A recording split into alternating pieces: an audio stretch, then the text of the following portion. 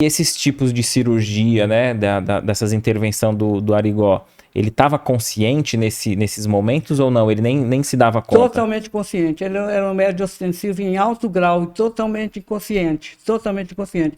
Eu vou contar mais uma história, porque uma vez o Arigó fazia parte do... Em Congonhas é uma cidade de mineração, né? Muito minério de ferro. O Arigó era presidente do sindicato de mineração e meu pai era o vice-presidente. E Arigó um dia foi convidado, tinha um senador do Rio de Janeiro que estava em Congonhas fazendo campanha política em 1950 para voltar a ser senador da República. E esse senador reuniu com as pessoas do sindicato em Congonhas, inclusive meu pai Arigó, e pediu que todos fossem com ele para Belo Horizonte, né, para fazer campanha lá.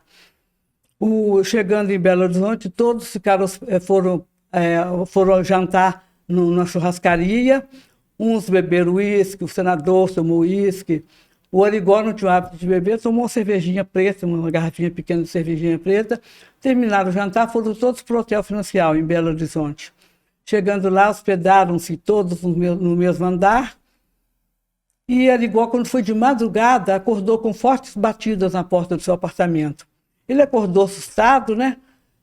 E levantou e abriu a porta e deparou-se com o senador dizendo para ele: Arigó, você operou meu pulmão essa noite. O Arigó falou: eu operei seu pulmão? Você está ficando louco, eu estava dormindo, eu não operei o pulmão de ninguém, né? Aí ele falou: vamos lá no meu quarto que eu vou te mostrar o pijama com corte nas costas, na altura do pulmão e sujo de sangue. Aí o Arigó foi com ele lá e realmente comprovou. E os espíritos fizeram, o doutor Fis com a equipe dele, fizeram a cirurgia no pulmão do senador, que tinha um câncer de pulmão. Esse senador voltou imediatamente para Belo Horizonte, pegou o primeiro avião que saía de Belo Horizonte para o Rio de Janeiro, onde ele residia, e levou o seu pijama como prova para mostrar para os médicos, seus médicos do Rio de Janeiro, com quem ele tratava do câncer no pulmão. Chegando lá, os médicos examinaram ele e falaram assim para ele: você realmente não tem mais nenhum câncer no pulmão. E foi extirpado por uma técnica não conhecida no Brasil. E o senador, não contente, foi para os Estados Unidos, consultou os melhores médicos dos Estados Unidos e todos foram unânimes em dizer que o câncer no estômago não existia mais. Então, esse senador chegou no Brasil, postou a história dele no jornal. Aí, Arigó ficou conhecido nacionalmente, né? Em todo o país, todo mundo tomou conhecimento de quem foi Arigó. Foi através desse senador contando a história dele.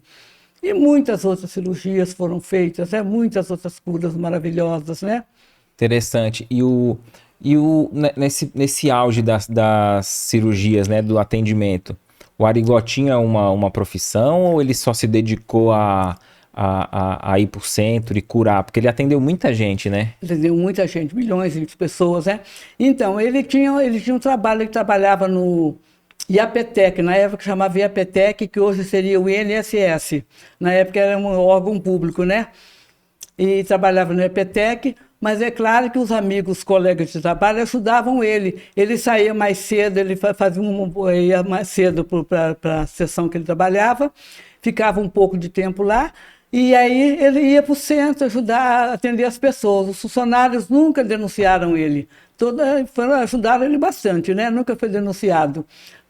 Até correria o risco de perder o emprego, né? Sim. E aí ele ia para o centro e ia curar as pessoas. E meu pai também foi muito ajudado. Meu pai era funcionário público. Interessante, né? Arigó era funcionário público. O meu pai era funcionário público. Divaldo Franco, funcionário público, Chico Xavier foi também funcionário público. Interessante isso, né? Interessante. Acho que dava mais, né, liberdade para eles atuar nos trabalhos, né? Pode ser, não sei.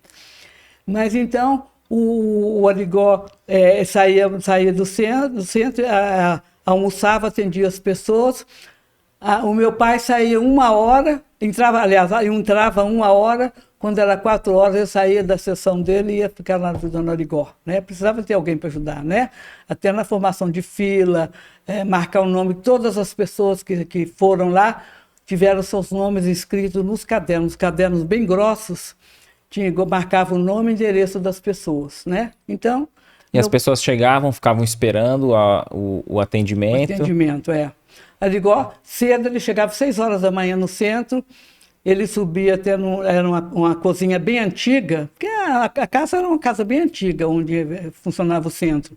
No início tinha até um fogão de lenha no meio da cozinha. E aí tinha uma pia antiga, as pessoas punham a água, né, com a etiqueta, com o nome nas etiquetas para serem fluidificadas essas águas, né? Então ele subia daquela cozinha, fazia uma pequena oração, fazia a prece de São Camilo de Leles, que é o protetor dos doentes. Ele fazia essa oração, fazia um Pai Nosso e uma Ave Maria. Só isso, fazia uma pequena preleção evangélica, porque não tinha tempo, era muita gente, aquela quantidade de gente, não, se ele fosse ficar falando muito, não daria tempo, né, de atender. Ele atendia das 6 até meio-dia, parava meio-dia, ia almoçar, voltava, assim, 2 horas, mais ou menos 2 horas, estava de volta, ficava até a noite. Até a noite ele ficava ali, atendendo as pessoas. Ele não participava das reuniões mediúnicas. Quem presidia as reuniões mediúnicas era meu pai.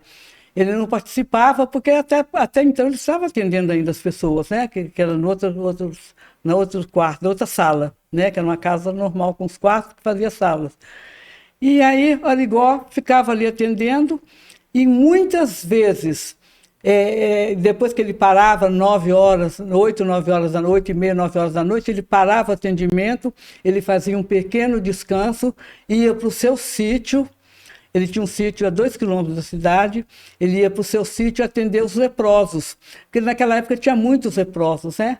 Os médicos começaram a implicar com a Arigó, com aquele monte de leproso lá no meio da rua, de leprosos na rua, e os padres também diziam que ia contaminar a população da cidade, e começou toda aquela perseguição por causa desses leprosos. Ah, os leprosos no início iam atrás dele no centro. No centro, aí ele já desviava, ó, vai para o sítio. Vai para o sítio. Então, aí o Arigó ficava lá no sítio até de madrugada curando os leprosos, só com imposição de mãos.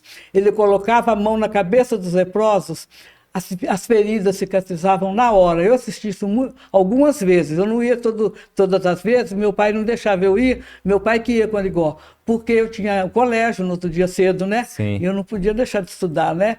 E aí eu ia cedo para o colégio, por isso eu fui algumas vezes, mas eu via, era uma coisa maravilhosa. O que você achou desse corte? Coloca aqui nos comentários a sua opinião sobre esse tema. Para ver o episódio completo, é só pesquisar Recomeçar Podcast Espírita. E caso tenha ficado alguma dúvida sobre a doutrina espírita, é perfeitamente normal. Procure ler as obras de Allan Kardec.